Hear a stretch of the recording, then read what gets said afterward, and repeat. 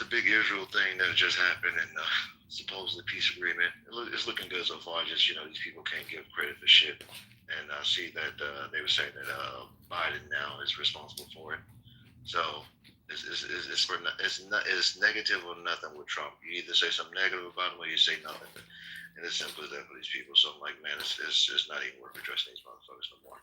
We live in two distinct realities. All right, everybody that's in the audience, everybody that's on stage, click the up arrow, click invite people in, click on every person that has a free dot, give people everything.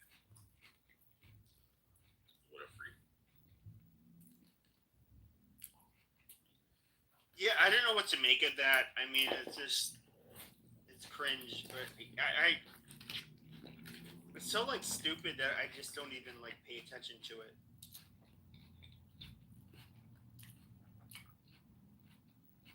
At this point, and it doesn't even make sense. I mean, like, I think our biggest fight is just trying to get the left to come back to sanity, man. It's not even trying to get them to agree with us. It's like fucking just, anything that's logical, just, come back to sanity. That's all. And I wish Melissa would come up here and tell us about how sad she is that Hamas doesn't get to kill all the Jews since they lost it.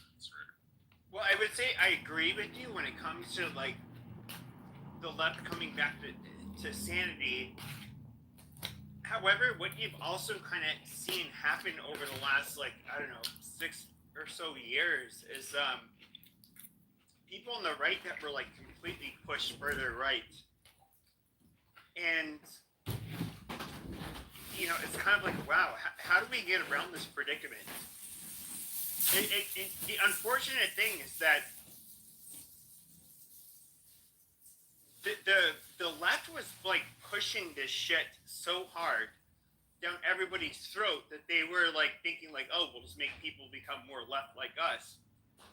But what they created were basically people that were closer to Nazis. I mean, realistically. I mean, I'm somebody who was called a Nazi and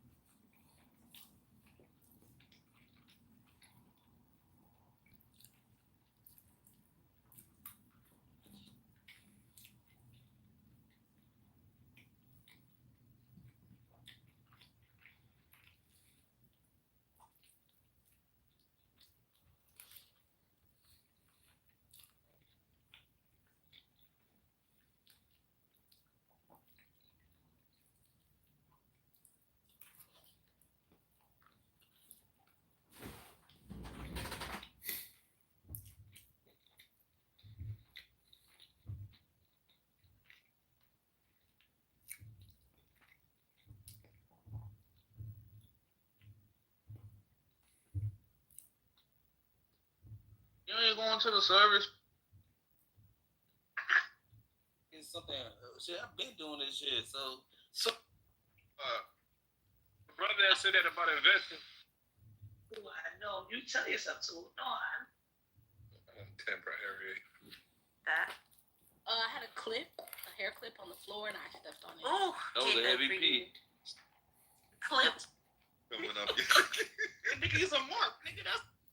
On one side that a lot of people find disturbing. I think most people don't find disturbing if people, are pro-life. The issue is most people have is that, like, it seems like, because a lot of the accusation that's made from the other side is that, pro-lifers, that they're anti-choice, that they don't care about women.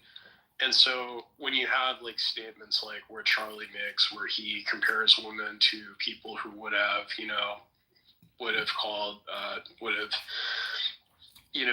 handed over a Jew that they found to a Nazi officer to be something that essentially demonstrates or seems to suggest that that they don't understand about or have any care for like the women or their choices, essentially, because, or like when Charlie said that he framed like abortion as a matter of convenience, like that most Like, which Well, I mean, ultimately, isn't that what it really breaks down to?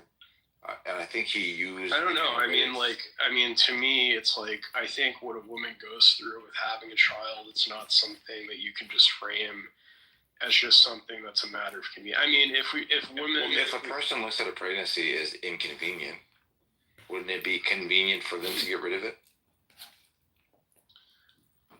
or terminate the pregnancy? I mean, if you want to say that it's convenience, I just think essentially to frame it as a matter of convenience, that it's something that she's going through, is insignificant. What she has to go through,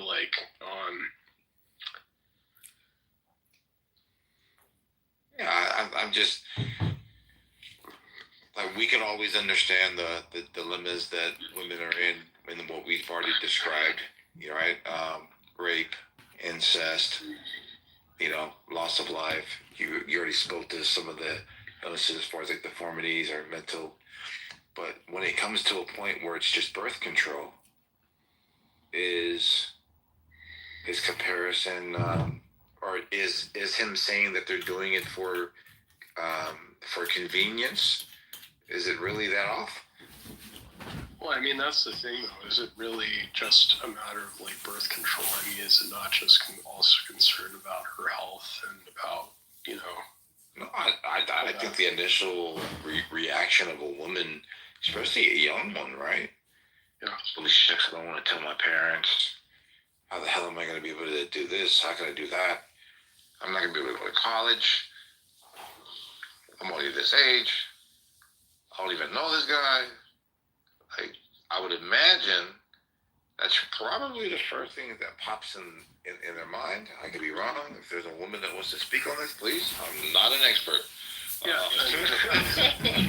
Well, I mean, I think really that just cuts to the point that it has a significant, impact on her future, and I mean her own life, dare I say. I mean, like, having a child, because, I mean, and I think also it's like just speaks to like, because anybody who knows anyone who's had an abortion knows that it's a very difficult decision that women go through, because it's but doesn't that show you the double standard of society, though? Like, when it comes to the men have to pull your bootstraps up, man up, go to work. Well, yeah, and that's kind of the thing. That's another reason why I don't get into the abortion debate, because I think essentially the reproductive rights of men, I mean, because of course men have zero reproductive rights, and so that side of the debate is never addressed, is men's choices, whether they want to pay for a child they didn't want.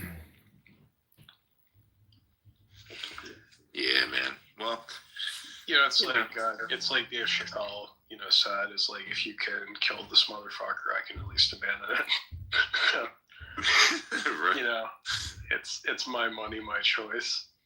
Yeah, man. But just to pivot slightly, what do you think about Trump lately? Well, I mean, to be honest, it's like I don't have a positive view on almost every politician. So, that being said, there's things I like about Trump but then there's things that I absolutely find despicable about him.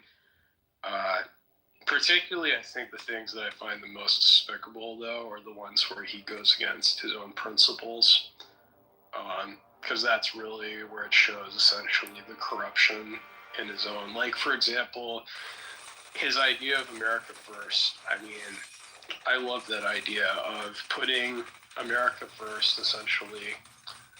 It's the thing that I think the establishment, of course, doesn't like, and because they want all these endless wars, essentially, to benefit all their corporate donors, to steal things like oil. And so the idea of America First is more appealing, definitely. The problem I have with Trump, essentially, is the fact that he seems to be a person who doesn't believe in those things, and that's no more proof than, of course, his. I mean, it's always been apparent with his view on wanting to allow Israel to take over Gaza so that way he can have his own real estate empire in Gaza. But You actually believe that?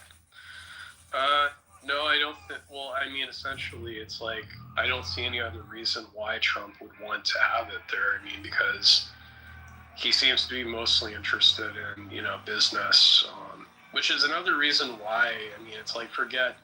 It's like it's not racism why I'm against MAGA. I mean, I think racism is a problem, but that's not the real reason why I am opposed to MAGA. It's the fact that they think that a billionaire has their best interest. Like when to me, it's like they think that essentially that Trump understands their pain because when thinks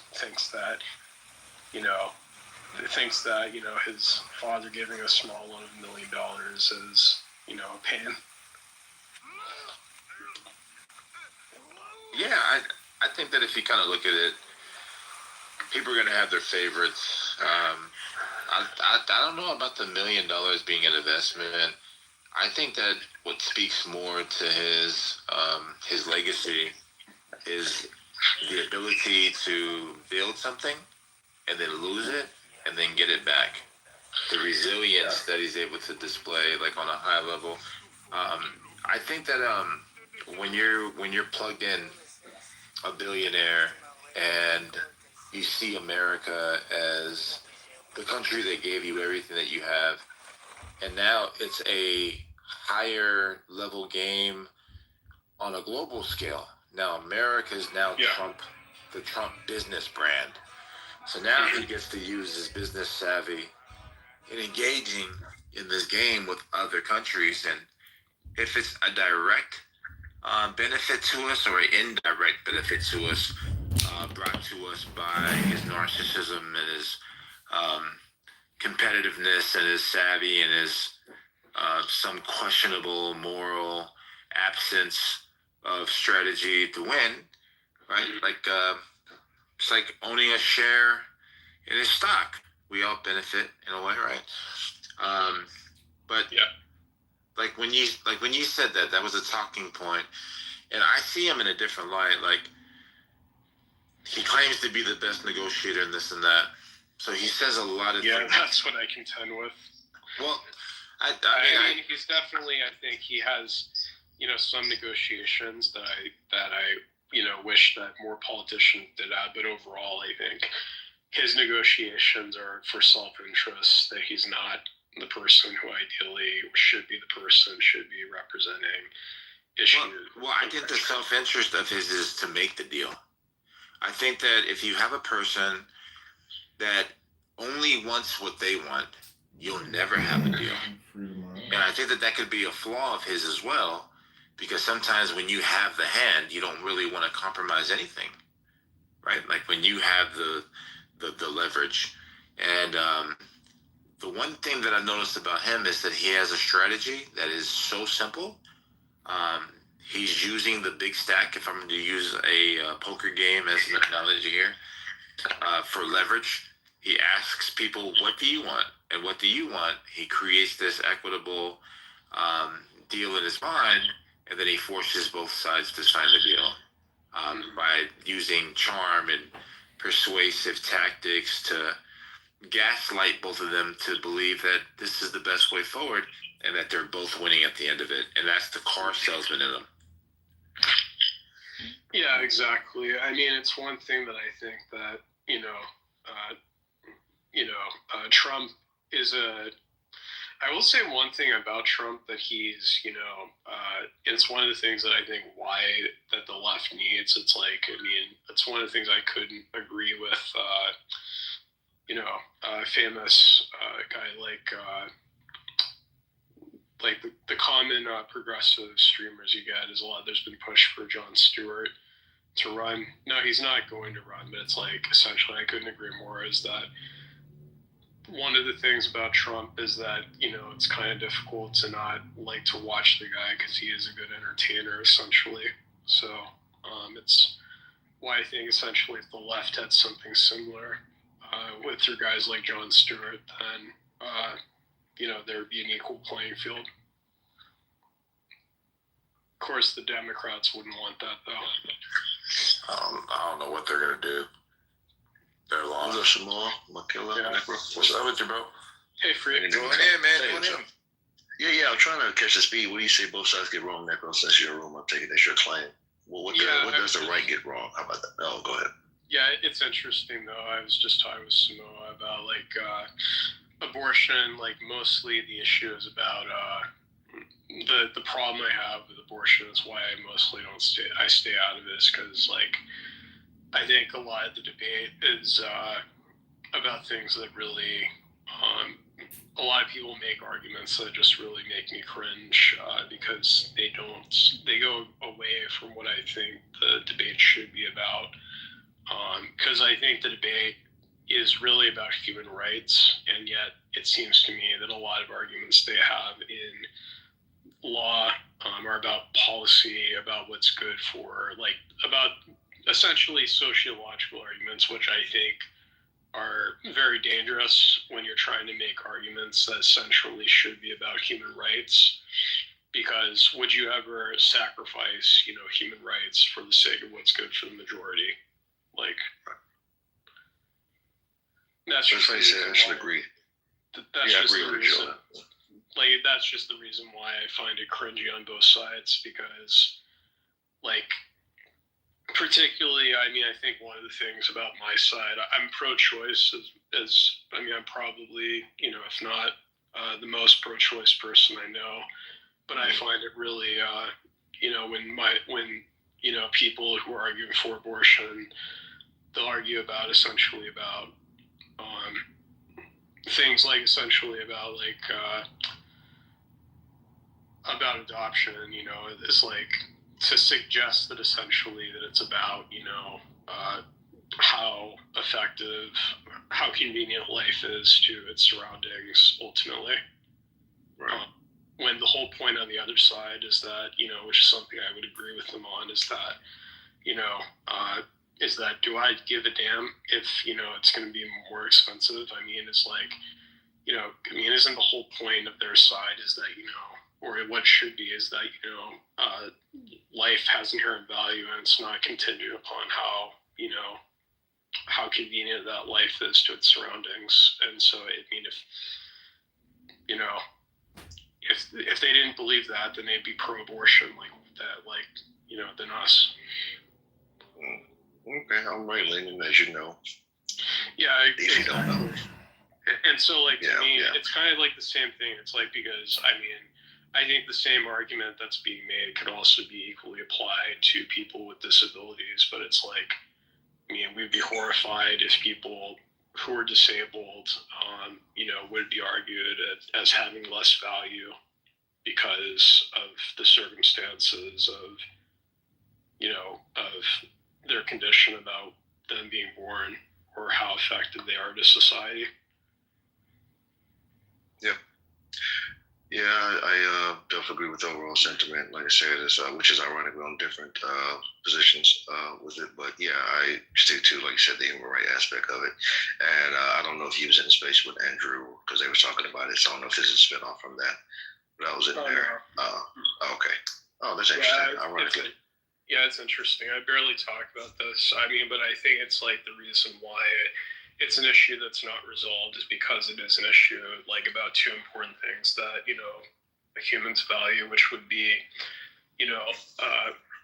bodily autonomy, a woman's right to control her own body, to basically to not be a slave, and the other side is arguing essentially that it's a life, that it's worthy of protection. And you can't see any solution or resolution to those two sides, huh? Well, I think essentially that it's an issue that I think is just is problematic, because I think essentially that the central question of the debate, I think, is one side doesn't see that doesn't see that the unborn as a person, and the other side sees that basically from the moment of conception that it's a person, And so I think that's one of the problems, is really defining personhood. Now, I will say that I'm unconvinced that, from the moment of conception, that something as much as forget even fertilized egg, but even as much as a blastocyst, that has the same, has personhood on the same way that, a baby has personhood. But that's just me. Yeah. So I personally, I do see it as person. I think the right does have that, which which I would ask what you think their general position is, but it's irrelevant. I would at least define mine and speak of my position. So I do believe that the offspring, fetus, what we're going to call it, has rights, and I do care about the personhood. So again, just to let you know, I'm, as you know, right-leaning, but I'm libertarian and I'm pro-life, which a lot of people find to be problematic. I don't know why, but the reason being is because. If I could just interject on that, I think it's interesting. Even libertarians are actually not united in this issue. Now, more libertarians, according to polls I've seen, end up being tend to be pro-choice, but I mean, it's a an issue that has a significant percentage of people who identify as pro-life. Now, they may not be as in favor of, having the state, classify abortion as murder, but you have it where essentially libertarians on whether a fetus is a person, they're not any more united than we are, essentially, from my observation. And the other issue with libertarianism would also be immigration, just as a side note, because you have some who are in favor of, more restrictive borders, and then you have ones who are in favor of, open borders. Yeah, so on the abortion aspect, yeah, you're right. A lot of libertarians are left-leaning or at least pro-choice on this matter. So for me, and I hate to be redundant because I had this long discussion tonight, but I like I said, care about the human aspect. I do see